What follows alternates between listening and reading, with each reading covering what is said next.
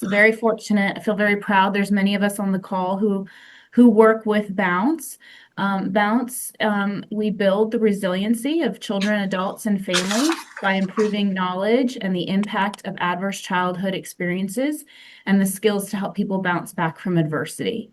Our work includes education and training about ACEs and strategies to create more healing-centered, trauma-informed environments. We provide evaluation services to measure impact and advocacy for policies that prevent trauma and support people who have experienced trauma.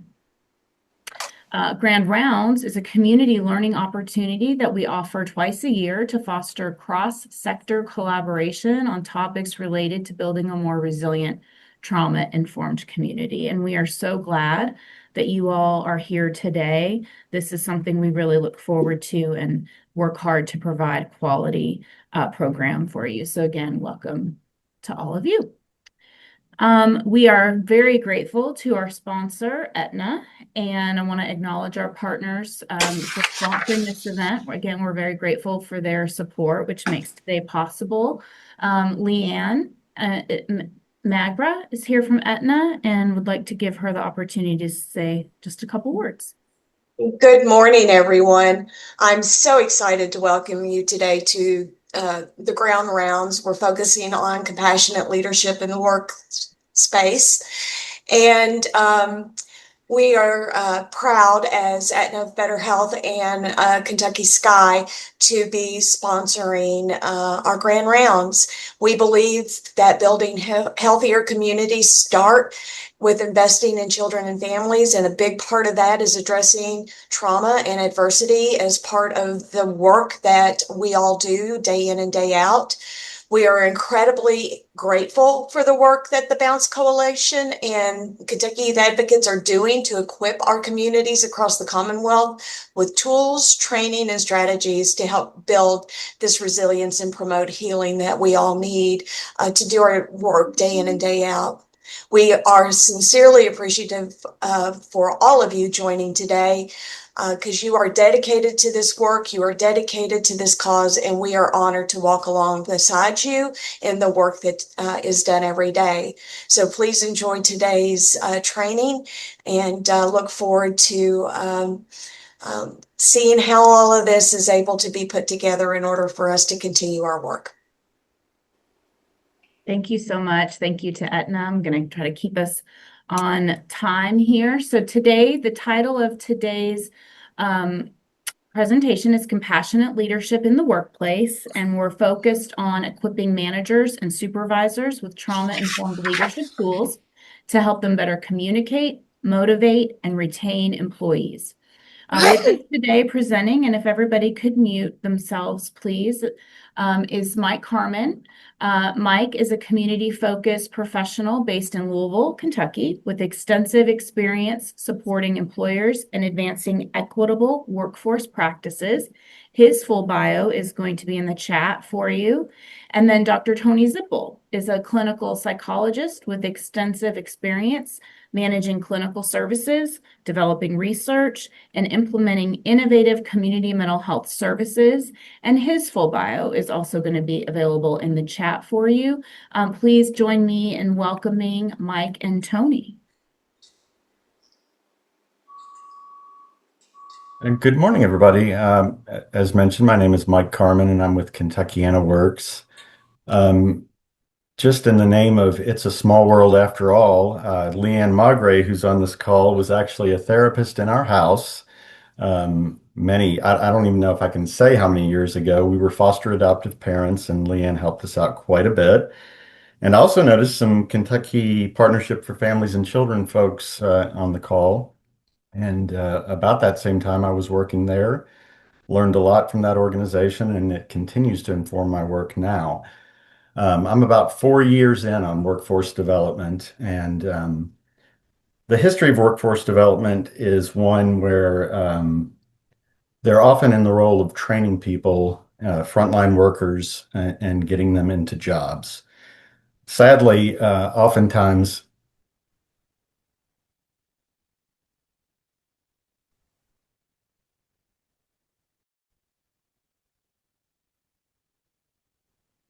think maybe Mike popped off the call. We're going to give him just a moment to get back in. Looking through our attendees.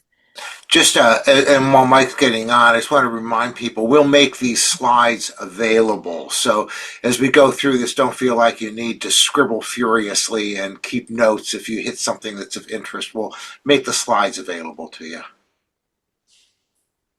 Sorry about that, folks. My whole internet went out there for a second.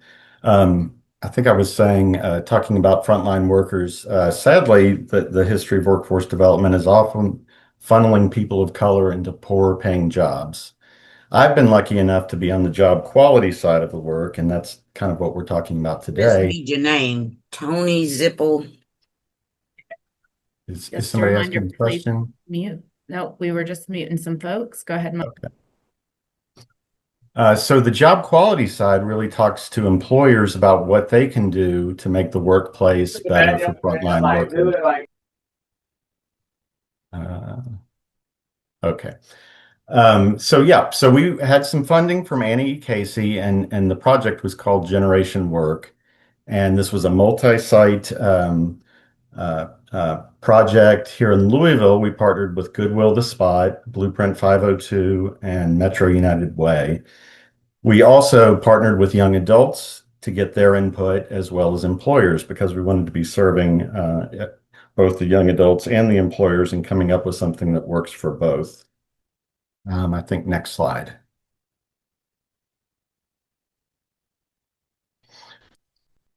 So yeah, we've got young adults entering the workforce now, and what's unique is on top of the regular sad statistics around ACEs and all the trauma that kids can go through, the kids launching into the workforce now have endured a global pandemic here in our community, the murder of Breonna Taylor. So lots of trauma as they were launching, lots of isolation as they were launching. And yet we still hear from employers sometimes, what's wrong with workers or nobody wants to work anymore. Has anybody ever heard an employer say that? Nobody wants to work anymore? And I think the reality is young adults have different expectations for the workforce. And that's something that Tony's going to be talking quite a bit about later. And I think we're moving into breakout sessions now. Okay. So thank you, Mike, for giving us a brief introduction. So yeah, we are going to transition into breakout sessions. Each breakout group will have a facilitator for you already. Within your groups, please do a brief round of introductions, and then you're going to discuss the following question, and it's right there on the screen for you. Are you seeing differences in the emerging young adult workforce compared to other generations? We are just going to be in this breakout group around 10 minutes. Hannah's going to break us out into our sessions, and then you'll get a 2-minute warning before the end, and we'll come back and briefly chat about that. And then Tony is going to move on with our presentation from there. So thanks to all of our great facilitators who have been leading the discussion and taking notes for us. So Hannah, I'm going to go ahead if everybody's back. Again, thanks to for your participation in the breakout groups. We've got some great notes on the Padlet here. So I'm just going to summarize a little bit for folks. It looks like you all had great discussion. I see some similarities in the acknowledgement that some of the younger generation is needing some more support in the workforce. Maybe in taking initiative or completing tasks or problem solving. Maybe working independently is a bit of an issue. We also had some notes on difficulty accepting constructive criticism or taking accountability. We did have a couple of notes about just difficulty, certain barriers. Maybe it's around having childcare for some of our younger staff. Also low paying just having lower paying jobs, not being able to have a wage where they can live independently yet. Work-life balance, I'm definitely seeing a theme there. Let's see, and just one other note, an emphasis on or perceiving wanting things now, difficulty having kind of the delayed gratification. There's a note here about maybe lacking some critical thinking, lacking communication skills. So let's see. I think one note though that I thought was interesting is, and let me just find it one more second, and then I'm going to kick it back to Tony. It's a group. Let's see, group 4, Nikki's group spoke about it's not just about the younger generations. It's about all generations and our nervous systems and being able to have that work-life balance. So Tony, I'm But going to kick if it I off could, to you to keep going. Oh, and Mike, go ahead. yeah, if I could interject real quick, I just want to acknowledge that those themes are very similar to what I hear in our conversations with employers. And, another characteristic of the younger generation, the emerging workforce, is they are much more willing to up and leave and go to another employer if they're finding that relationship to be not need satisfying. And again, I think employers are often looking for how do we fix this worker? But what we're going to be looking at and what Tony's going to be exploring is what kind of tweaks can the employment setting do to convince the young folks that this is the place to be an employer of choice. What changes can occur at the employer level that can really make the young person successful and integrated into the organization. Thanks, Mike. All right, Tony, tell us what to do. Oh, Tony's muted. So, thanks. It's good to be here with everybody. Mike and I had done, in preparation for this, a series of focus groups, both with employers, a series of managers from a lot of different industries, as well as young workers. And we used a lot of that to inform the work that we did in developing a training package that was designed to help managers do a better job of engaging and retaining young workers, particularly young workers that had histories of trauma. And as you heard, while all the things that we talk about in this have applicability to all workers, they're things that most of us want in a workplace. They're particularly important for younger workers who have different expectations of the workforce and younger workers who may have higher probability of having experienced significant trauma. So let's do the next slide. One of the things that we always focus on in this is that we want the managers that we're training to learn to be less reactive, to stop and think and make a decision about what they want to do next. So we spend a lot of time talking about exercises like stop. Just stop what you're doing right now and take a breath. Deep breath. Just pay attention to what you're thinking and feeling and what's going on right now and make a decision about what you want to do next. And we found that if we can help managers not to be triggered by things, but instead to just take a breath, make a decision, and take charge of their own reaction, that it changes all kinds of things in their ability to be responsive and supportive of young workers, ability to do a better job of engaging them and retaining them. Next slide. So what we did was to develop an 8-hour series, 6 to 8 hours. It depends a little bit on the employer, whether they want to give us 90 minutes or 2 hours. Hard to do this in less than 90 minutes. 2 hours is a lovely chunk of time to have for it, but something in that range. And we have 4 modules, in part because we thought these were the things that would be most important, and in part because we thought this was about as much time as managers would make available, and that was based on our focus groups. So the 4 parts of it are we do some introduction about why this is important and teach people about the power of gratitude in the workplace. The second week has to do with strategies for strengthening meaning and purpose on the job, because if you have staff that have a sense of meaning, my job matters, they tend to do better. The third week is about compassion and about the way that we can treat our employees with kindness and compassion, and managers can also practice a little self-compassion and be kind to themselves as well, and what that does for productivity and power in the workplace. And the last part's on social connection, the importance of workers in the workplace feeling like they've got people around them that matter and that they matter to the people around them, that kind of social connection and what that does for engagement and retention. So each of those is a discrete section. And what I thought I'd do for you to give you a sense about this would be to, let's do the next slide first.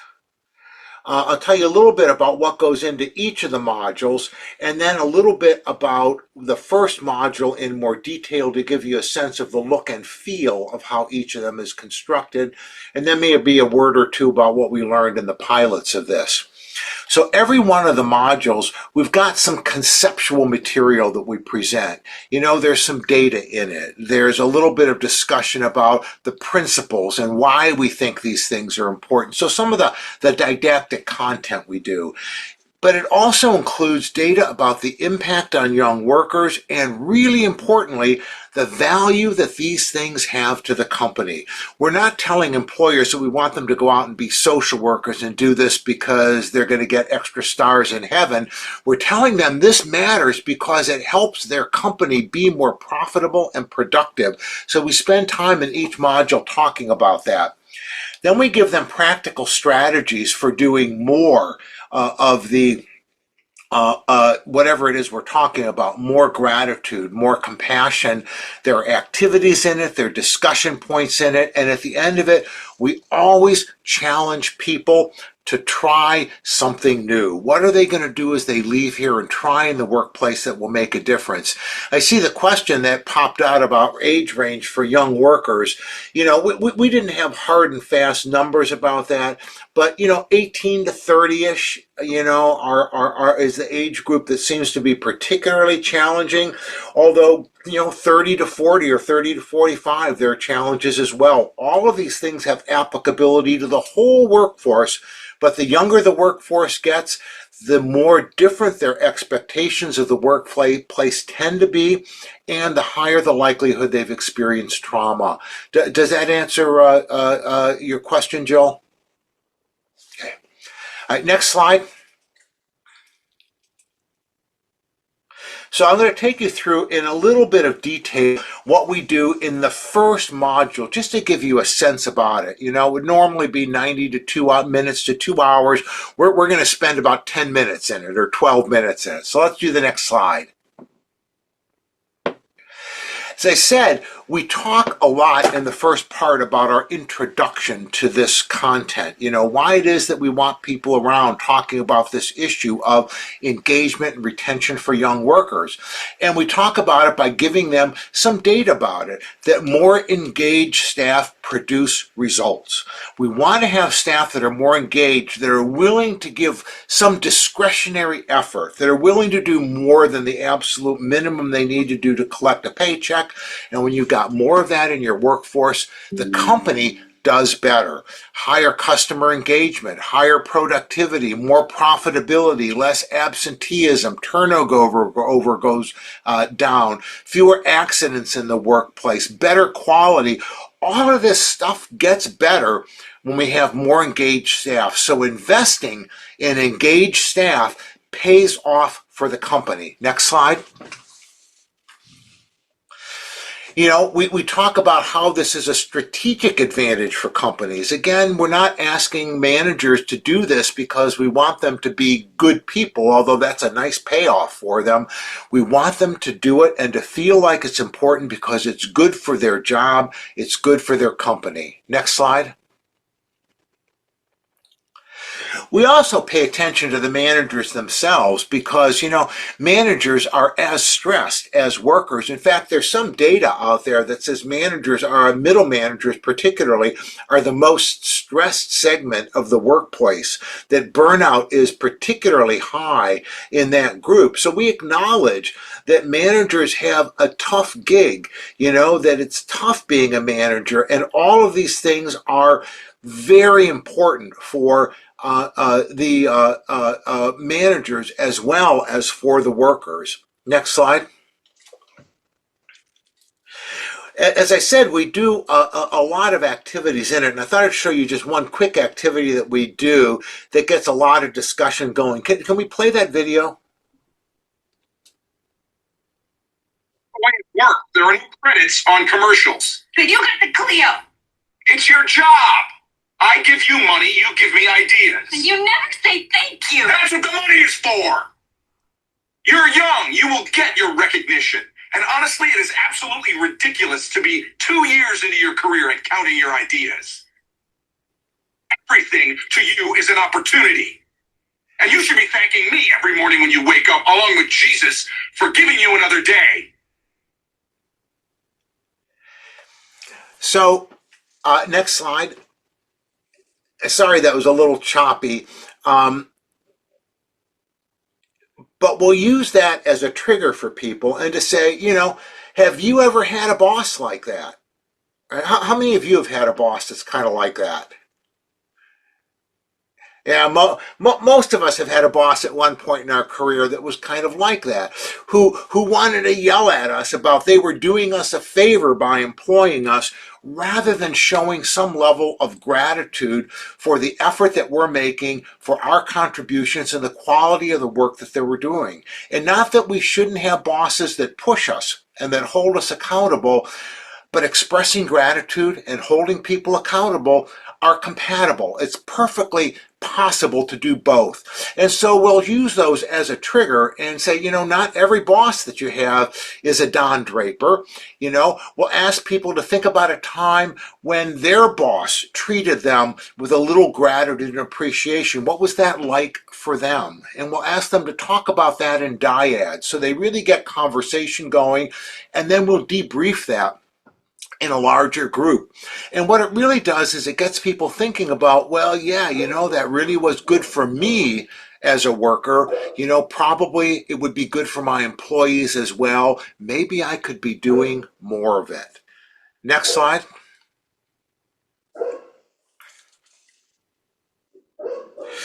As I said, we give people a little bit of didactic stuff in this, and we try to make it as work focused as possible. There's a lot that's been written about gratitude. When you go into the positive psychology literature, there's probably more good research on gratitude than on any other part of positive psychology. So you can put a lot of kind of wonky psychological stuff in there. But we've tried to use examples and quotes that are business centric. And so I love this quote. Gratitude in the workplace refers to an atmosphere and culture where thanking and celebrating each other is a norm.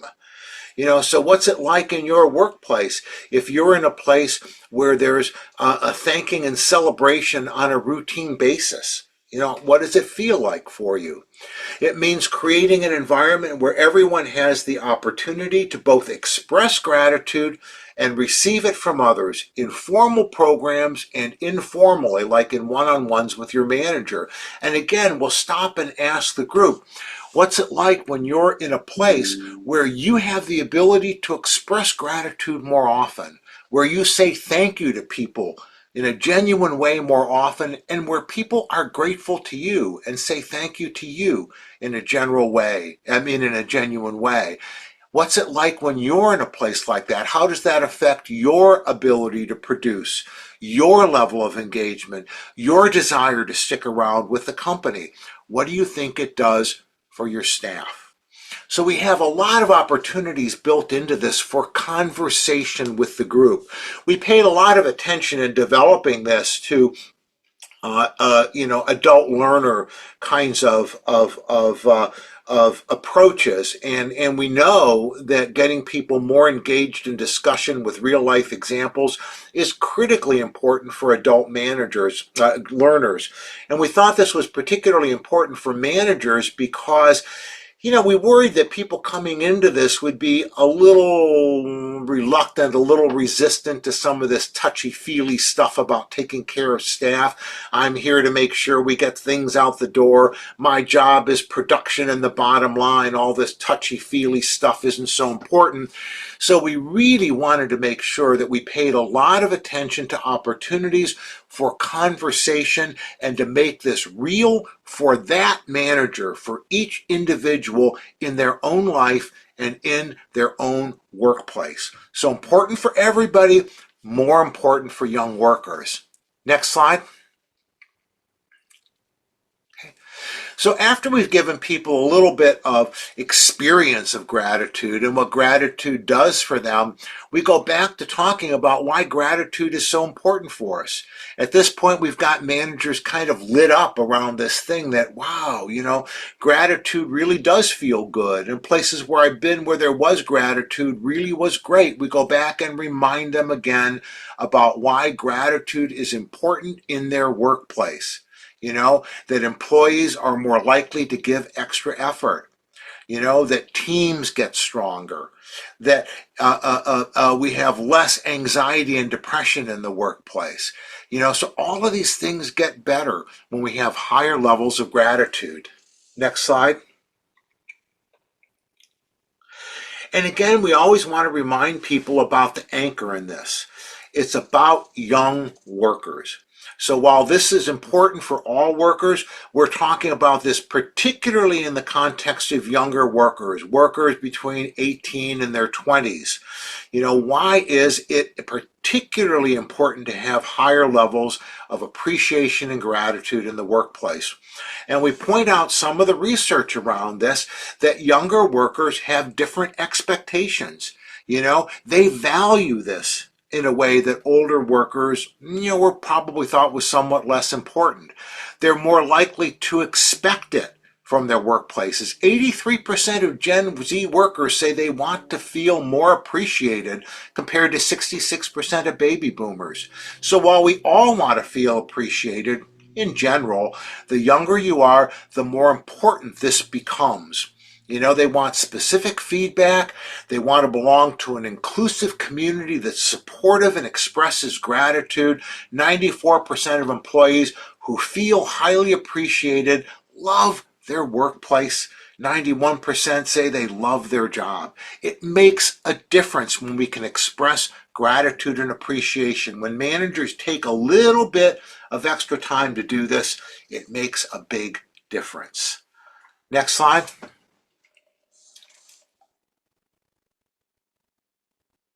Okay. And then we would stop for a minute at the end of it and challenge workers. Okay, now that you've got some stuff about gratitude, you've learned some things about why it's important. You've learned some things about why it's particularly important for young workers. The reason it's important dovetails neatly with the goals that you have in your own job. You want to be productive. You want good customer relationships. You want your staff to be engaged. You want them to stick around and have lower turnover. All of this stuff that feeds the bottom line and makes you look good. We've talked about all of that and why it's important to you. What are you going to do this week to increase levels of gratitude? And we've done a little bit of discussion in this earlier. In it, we didn't include all the slides with it, but we do some discussion about specific things that they could do that increase gratitude in the workplace. The most simple and one of the most powerful is just to say thank you more often. Can workers increase their gratitude language on a daily basis. You know, one of the things we might challenge a manager to do is to track the number of times that they lean into a staff person and say thank you. Express specific, genuine appreciation for something that that employee has done. So just saying thanks more often, more gratitude language in the workplace is one strategy that a lot of people walk away and try. We also talk with people about writing notes, you know, short thank you notes, quick emails, text messages, even handwritten notes, really powerful. The guy who ran the Campbell Soup Company for a long time as a CEO was famous because over his tenure as CEO, he sent more than 30,000 handwritten notes to employees, thanking them, recognizing them, cheering them on, and he's a real apostle for this business of sending notes to people. So we talk a little bit about that. We talk about strategies like quick emails, you know, things that make me smile is a strategy. You can send out as a manager every morning a quick email to your team with the subject line, things that make me smile, with just 2 or 3 or 4 things that you're really grateful for that have happened in the last day. And it's really lovely when you begin to do that because not only does it make your team smile, but some of them think, what a cool idea. And they begin to do more of that with their teams. And you see a cascade of gratitude and appreciation. Things like starting a gratitude board in your company where you can pin examples. You know, people can write notes thanking their colleagues for things that they've done and recognizing the value of those things.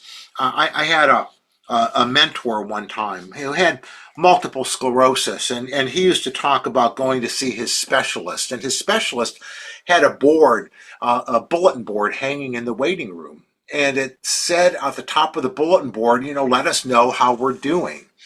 And when he would look at the board the first time, he said, you know, I expected to see notes about, oh, I love coming here because they use the latest research, they're always on top of big developments in the field, that kind of thing. And instead, what he saw were, people thank me for coming in.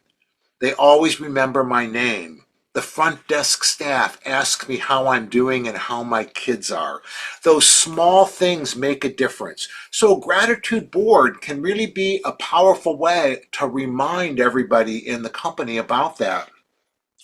And we'll also talk about things like it's not just you as a manager. While that's important, there are structural things that you can do in your company that also help to promote these strategies. So for example, in your employee performance evaluations, is there a line in there that says expresses genuine gratitude and appreciation to colleagues? Do people get measured and rated on that? What would it be like if you got extra points in your evaluation for being really good at expressing gratitude and thanking your colleagues for things?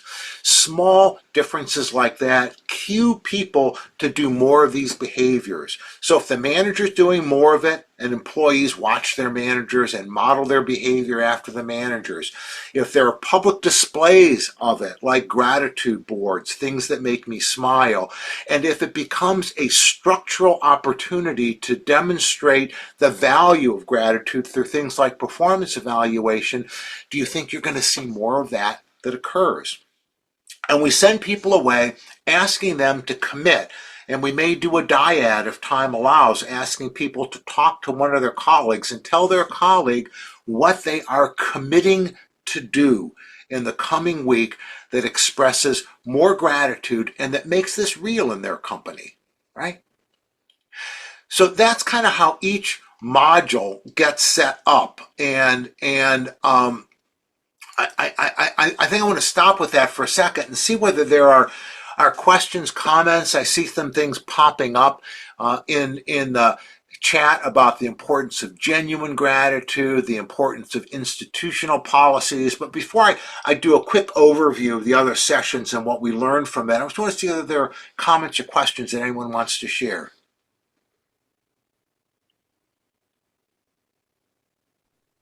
Tony, there was a comment in here, I think I'm interpreting it correctly, about uh, whether or not the gratitude feels authentic. And I do think young folks and most folks can kind of sniff out if somebody's being inauthentic. So it does require from the manager some effort in kind of catching their employees doing something well and really being intentional and authentic, so that the gratitude is authentic. Absolutely important, Mike. And it's one of the reasons that we use activities like STOP consistently through this, because we really want this to be real, not kind of a pro forma thing you do without thinking, but stop, take a breath, pay attention to what's going on and make a decision about what you want to do next. And if we had more time, we could get into how our brains change, as we practice these things. The more often you express and feel gratitude, the stronger those neural pathways get to see and express gratitude, and the more likely you are to do it. But you're absolutely right. It's got to be genuine, not like a fake smile and thank you, but a real, I saw what you did. I know that took extra effort for you to do it. You went out of your way. Thanks. That really makes a difference to your colleagues, to this company, and to me. I appreciate it. Can do that in 30 seconds. You can do it in 60 seconds. Makes a huge difference. Other comments?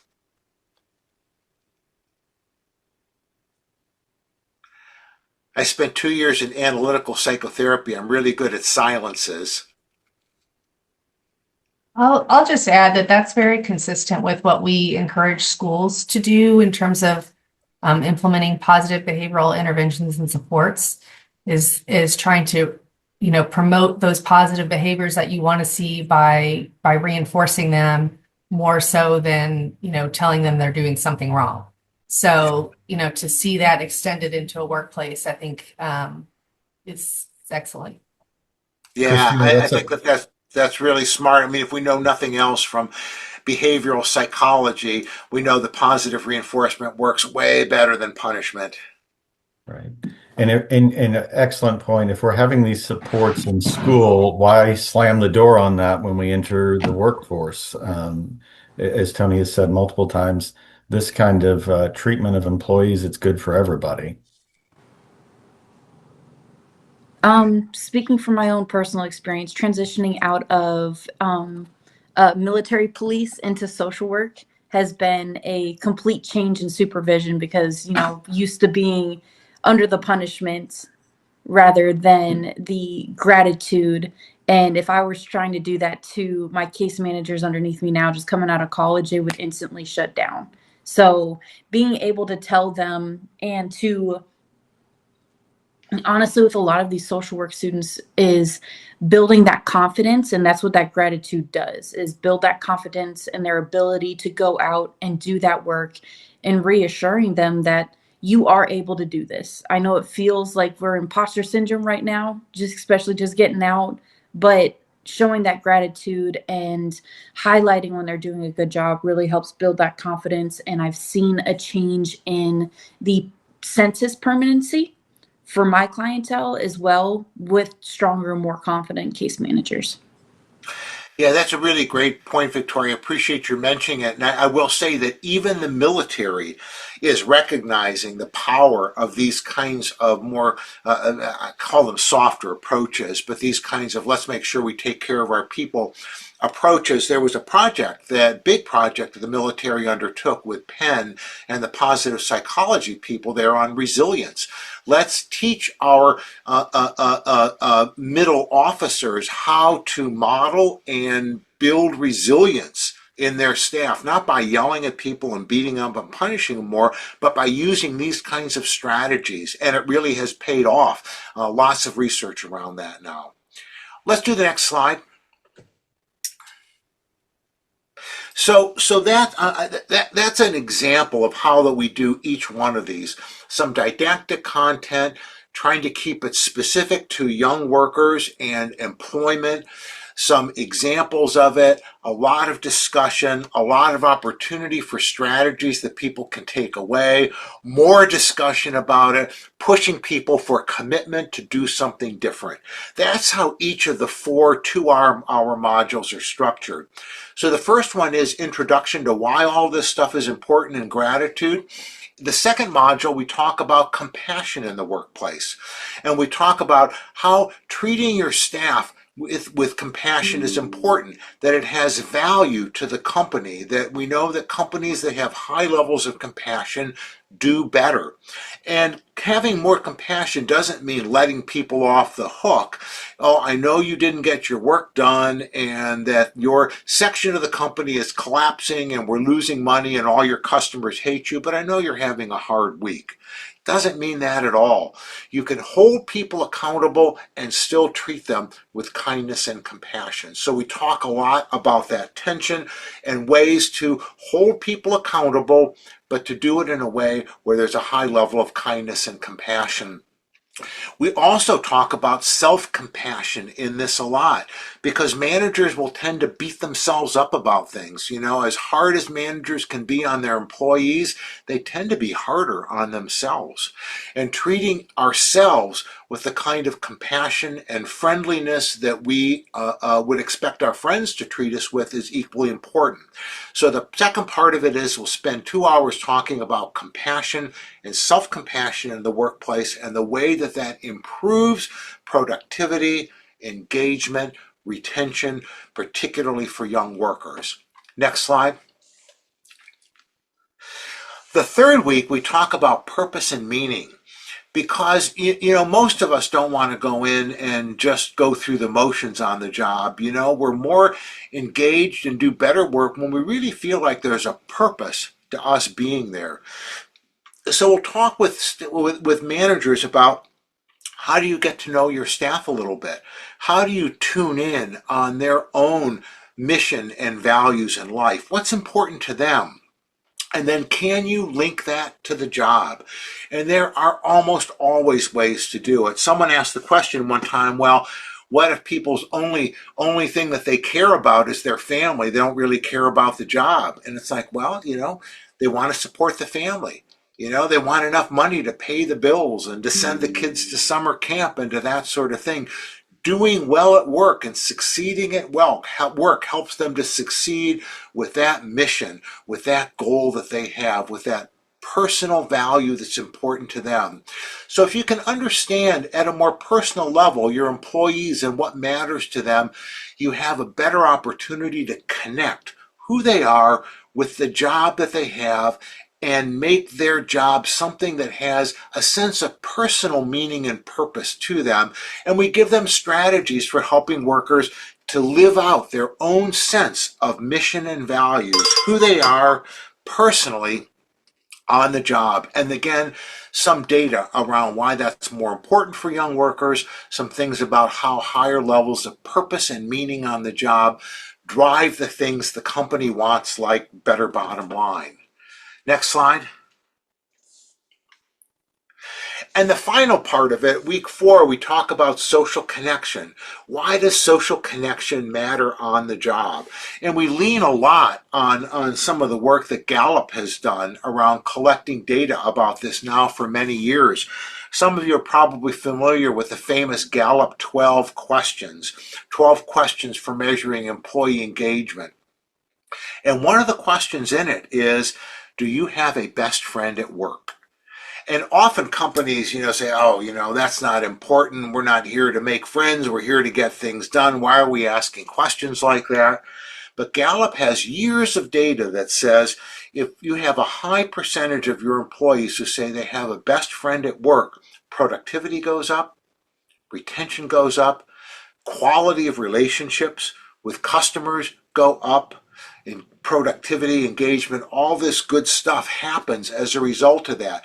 When we feel like we've got people around us that we're personally connected to, we're more engaged, we stick around longer, we care about the job, and we work harder.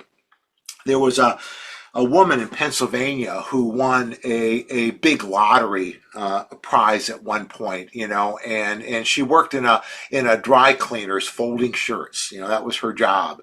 And when they were interviewing her on the news, they asked her if she was going to quit her job now that she had all this money, and she said, "Oh no, I'd miss the girls down at the cleaners, so I'm planning on continuing to go in and keep my job. But it's nice to have more money. I can go on vacation. I always wanted to go to Atlantic City." So the connections that we have at work keep us going and keep us there. So we talk about the importance of that, and we have some activities and exercises around that. And in the second part of week 4, we work on WHOOP. WHOOP is an acronym for Wish, Outcome, Obstacles, and Plan. It's a little quick strategy for making change. What is it that you want to do? How would your life be better if you do it?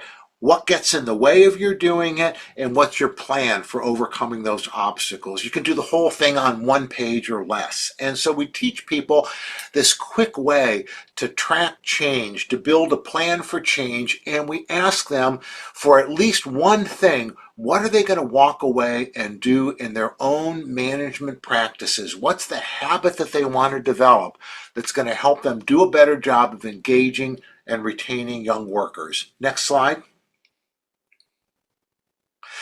We even ask them to write their goal down on a postcard, address it to themselves, and we mail it back in 4 weeks. It's just a way for them to check and see how they're doing with it, a reminder to them.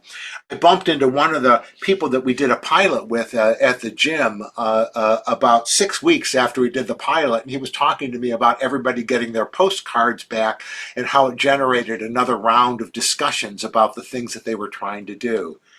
Next slide.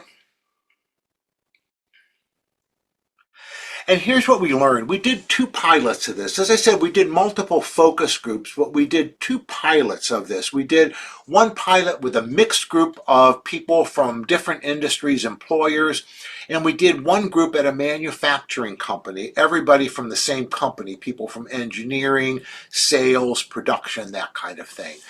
What we learned is that the content really seems to land for people. They found it relevant, engaging, useful. They really like talking about this stuff. They really like talking about strategies. They really recognize that, gee, if I did more of this, it might have good payoff. And everybody actually made genuine commitments to try new strategies. We also learned that this probably works best if we space these things out over time. In theory, you could do an 8-hour training in 1 day. Both of the pilots that we did in 2 half days, but there's such value in giving people a little time to absorb it, think about, and try new things. And, plus sitting still for 3 or 4 hours is a long time for people these days. So our strong recommendation coming out of this was that doing 1 module a week or 1 module every other week and giving people a little time to play with it in between probably is an optimal way to approach this.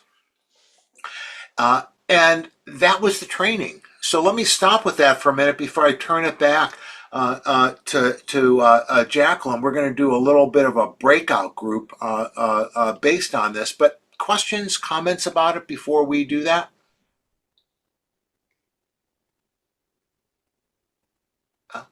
Let's do the next slide. All right. Jacqueline, do you want to take us into this? Yep. Thank you so much, Tony. That was awesome. I took some notes for myself. We are going to break you out into your groups again, just about 10 minutes. And these are the 2 questions we'd like you to chat about. Your facilitators are going to take notes, and then we'll come back and review together. How could this content be useful in your own organization? And do you know other organizations that could benefit from this training? So Hannah's going to break us out into our groups. We ask for your participation for about 10 minutes, and then we'll come back together. Okay, it looks like we've got folks returning. Thank you all so much. I have been watching the Padlet and I can just tell there's been such great discussion in your groups.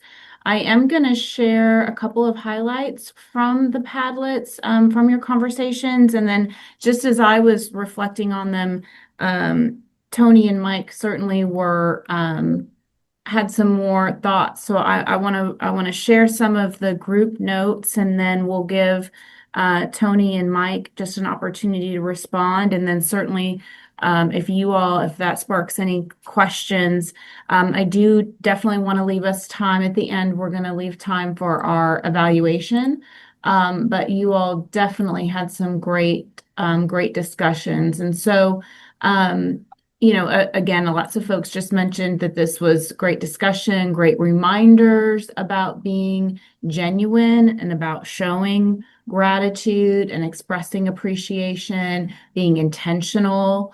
I also note in Naomi's group 1, about teaching staff how to receive genuine gratitude. I thought that was a very interesting point. Jennifer's group 2, you all spoke about that using the stop strategy was a very, specific skill that you learned and was useful. Also, I noticed the note about looking more at the process instead of the outcome. Keith led group 3, and you all had a lot of great discussion about building personal relationships and a sense of belonging. That there are some organizations where this is easier to implement than others. So maybe if you have more direct interaction with your direct supervisor, this is easier than maybe in a larger organization, that can be more difficult. And then Keith also mentions, he had mentioned in the notes as we were talking about like policies and procedures and institutional practices and really keeping those in line. Nikki was the facilitator of group 4 and that group, one of the notes that we saw coming through that really resonated was that supervisors need a work best friend too. Tony spoke about how having employees being connected and having friends, but also supervisors being friends. They also talked about leaders just setting examples is very important. Hannah was the facilitator for group 5. And you all also had lots of great discussion. Again, that learning by example. There is a note about being flexible, having a fun committee, basically, to whose job it is to plan some fun, meaningful events. And then Patricia led group 6 and talked about having a teammate recognition and engagement plan. And this note, I wanted to take a moment to give Tony and Mike time to react to, and then we can open it up to other questions. But this comment about this content is applicable regardless of the age of the employee made me think about, how do you know what your employee values? Am I creating spaces for them to share their personal values and what motivates them? So Tony or Mike, do you want to react to that comment? Yes. So at the top, I mentioned that this funding came from Annie E. Casey, and with funding comes rules. And one of the requirements of this grant is that we focus on worker voice, young adult worker voice specifically. But that's part of the authenticity process here. If you want to know what your workers need, ask them. They know what they need. They know what would make the experience need satisfying. Another comment I wanted to make is there was a mention of a supervisor needs a friend at work as well. And I think that's another kind of side effect of this is the process of giving this kind of feedback and having this kind of environment feels good for the manager too. We certainly experienced that at one of our manufacturing companies. An HR professional there shared a story about an employee, And this is a fairly small manufacturing company, but the employee, their car was in the shop. They did not have transportation. They were not going to be able to get to work for several days. And that could have been the end of the story. And that employee could have been let go. If you can't get to work, you don't have a job. But what they did instead is they provided an Uber for that employee for 3 days or whatever it was, and it worked out. And the HR professional said, I just kind of sat there and thought, what if this had been my son, what would I want to happen for them? And that was the lens they used. So it very much in keeping with this. And one other story, uh, Peace Hospital, which is a challenging environment. They have a new CEO, a new leader there. And there was, of course, there are video cameras everywhere.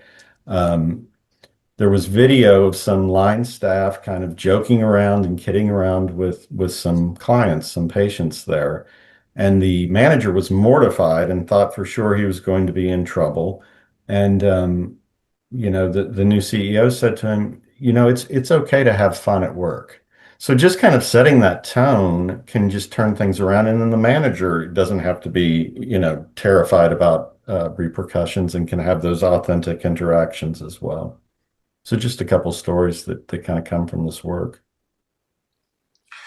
And I'll add to that. I think that it does take a commitment and take effort to get to know what matters to your employees. At an individual team level, you've got to take time and be willing to have conversations and to ask and to have conversation with people informally and to maybe share a little bit about yourself as well. That kind of exchange matters. And the higher up you get in an organization, the more likely it is that you tend to get isolated, but making time to get out around and talk to people matters.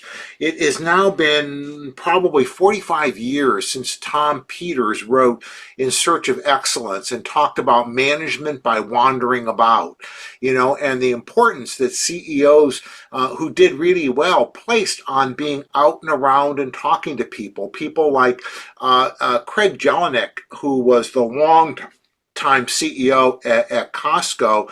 He was the CEO for about a dozen years and with the company for about 40. He spent about half of his week, half of his year traveling around from Costco to Costco all over the world. His goal was to visit every Costco originally every year, but then it got to be every other year, and to spend time in the store talking with people about how things were going and what they needed and how life was happening. That kind of time spent being with people and getting to know your employees, it's a commitment, but it really pays off. Right. And again, citing that same manufacturing company, and I'm sure wouldn't mind me mentioning their names. It's Paradise Tomato Kitchens. Something they did was institute these, what they call checkpoint interviews, and they rotated that through the leadership team. It would be the direct supervisor checking in, and the next time maybe it's the HR professional, the next time maybe it's a VP. But they were getting to know their frontline workers. They knew if they were caregiving for a parent or had a child who was sick, and they could then check in and follow up, and it just built that rapport. And they had some real problems with retention, and they completely turned it around just by this minor intervention. This wasn't rocket science. It was just, hey, we're going to sit and talk. We're going to formalize this process. We're going to get to know you, and we're going to value you. And it made a tremendous difference in their retention numbers. Dramatic. I mean, just in a clinical sense, I'm an old time psychiatric rehabilitation guy, and when you build things like a clubhouse, the two core principles in it are everyone is welcome and everyone contributes. Everyone wants to be seen. And so that's true in the workplace too. Everybody wants to be seen and recognized. Everybody wants to have an opportunity to contribute and be recognized for their contributions. And everybody wants it to be a place where they feel at home. If we can make that happen for workers, they're going to tend to be more engaged, they're going to produce more, and they're going to stick around longer.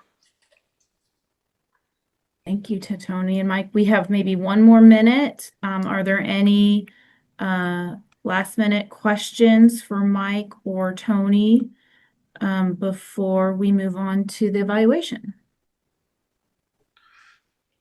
Hey, Jasmine, I love your comment about the VIA, the Gallup, and DISC assessments.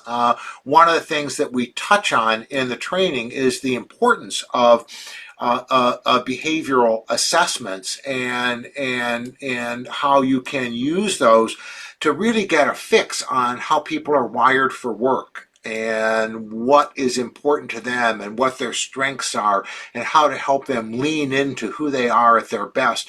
And those are all really good choices for it.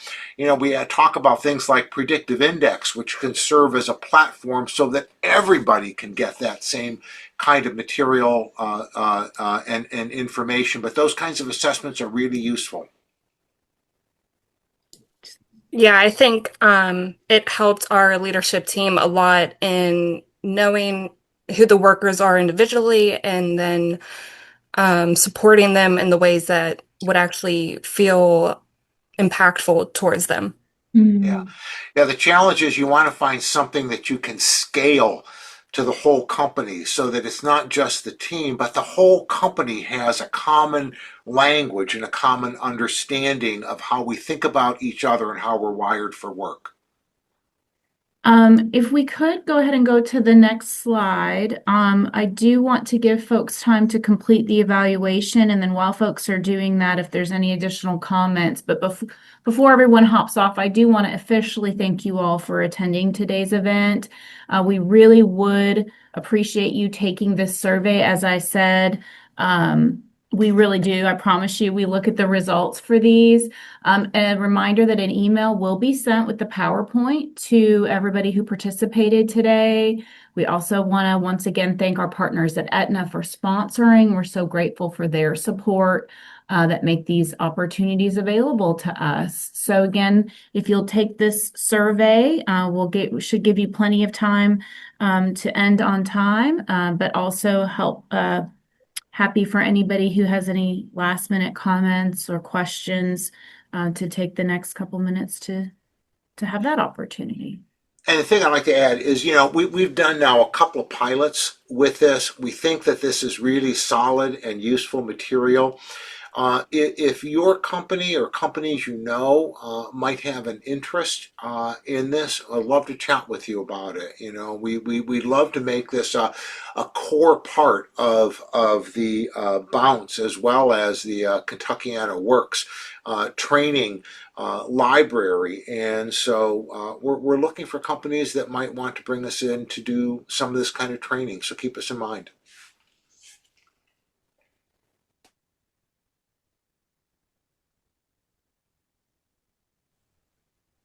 Thank you so much to Tony and Mike. We really appreciate your words today. And again, if anybody has any last minute questions or comments.